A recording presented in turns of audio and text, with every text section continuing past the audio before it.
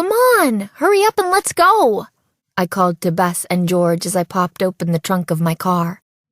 I had parked in front of George's house and was in a rush to get going.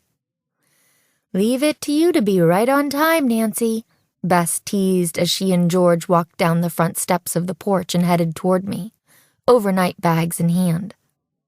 George glanced at her watch. Whoa, Bess is right, George said. It's 9 a.m., on the dot. She grabbed Bess's bag and tossed it and her own into the trunk before slamming it shut. Well, that's when I told you I'd be here, I answered. And I'm really looking forward to getting to the lake early so we can settle into our cabin and go for a hike before it gets too hot. Ugh, Bess groaned. Not a hike. You and George promised me this would be a relaxing weekend. And it will be, I said. A short hike this morning, followed by a canoe ride this afternoon. Then tomorrow we can sleep in and read and relax before we go water skiing after lunch. Bess rolled her eyes at me. I could tell she would have preferred spending the entire weekend doing nothing but sitting on the shores of Moon Lake with a magazine and a bottle of nail polish to touch up her manicure and pedicure. But there's no way I could manage that.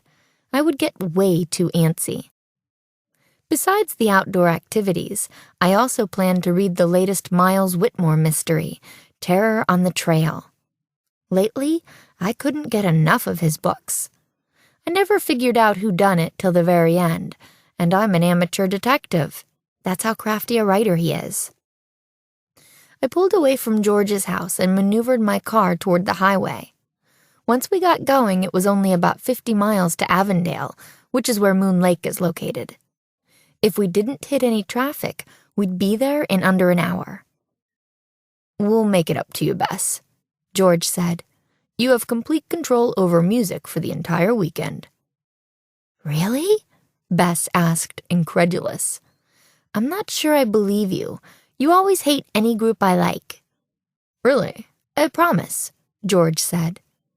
I was impressed. George can be incredibly opinionated when it comes to music. She and Bess are my best friends, and they also happen to be cousins. But the two are as different as Beethoven and the Rolling Stones.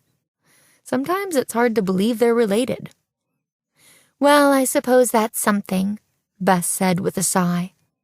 She plugged her MP3 into the radio and outblasted Grayson and James, her latest favorite group.